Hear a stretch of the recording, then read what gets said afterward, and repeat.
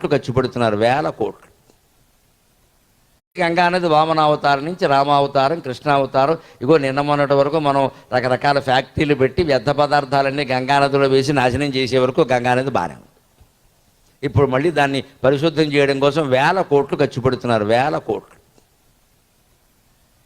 ప్రధానమంత్రి మోడీ గారు అయితే తనకి రకరకాల దేశాల్లో వచ్చినటువంటి బహుమతులన్నీ కోట్ల విలువ చేస్తాయి. ఇవన్నీ కూడా బ్రహ్మచారి ఆయనకి ఎందుకు వచ్చింది ఇదంతా, అవన్నీ ఓ చోట పెట్టి ఏటా వేలంపాట పాడుతున్నారు. 30 కోట్లు 40 కోట్లు వస్తున్నాయి. ఇప్పటికి 10 సంవత్సరాలుగా వచ్చిన సొమ్ము మొత్తాన్ని గంగానది ప్రక్షాళనకే వినియోగిస్తున్నారు. ఆ సొమ్ము మొత్తం, వచ్చిన సొమ్ము మొత్తం. అదే త్యాగం అంటే.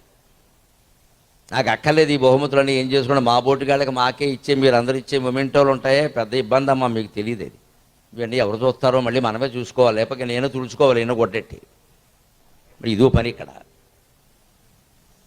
అంతే. పాపం మోడీ గారు అలాగే ఆలోచించాడు, ఎందుకు వచ్చింది ఎంత పెద్ద వేత మాత్రం మొత్తం వేలంపాట వేసేస్తే ఎవడింటో వాడు పెట్టుకుంటాడు, దానికి ప్రధానమంత్రి కాబట్టి డబ్బు ఇస్తారు, ఆ డబ్బు గంగానదికి వినియోగిద్దాం అంటే. అంత కష్టపడి వామనావతారంలో త్రివిక్రముడు గంగానదిని భూమి మీదకి తీసుకొస్తే మనం దాన్ని వ్యాపారాల పేరు మీద, రకరకాల స్నానాల పేరు మీద కలుషితం చేశాం. గంగానదిలో స్నానం చేసి రావచ్చండి, ఏమీ వెయ్యకూడదండి దయచేసి గుర్తు. రవికెల గుడ్డలు, చీరలు, ఆకులు, పువ్వులు వేయకూడదండి, పాపం అండి అది, అలా వేయకూడదు. గంగానది కానుక పిచ్చిమాట. నదికి కానుక ఏమిటాయా? నదికి మనం ఇచ్చే కానుక ఏమిటంటే నదిని పవిత్రంగా ఉంచడం, నదిని కలుషితం కాకుండా చేయడమే కానుక. మనుషులకు ఇచ్చే కానుకలన్నీ నదులకు ఇవ్వకూడదు. కొంతమంది తెలియక పాపం మొత్తేదువులు గాజులు వేస్తారు, నది కూడా మొత్తేదువులు. గాజులు వేస్తే ఎంత ప్రమాదమో తెలుసా? ఆ గాజులన్నీ విరిగిపోతాయి, రకరకాల రంగులు నీటిలో తేలుతాయి. చేపల పాపం ఎర్ర అనుకుని అవి తినేసి చచ్చిపోతాయి గాజు మొక్కల్ని. వాటికేం తెలుసు?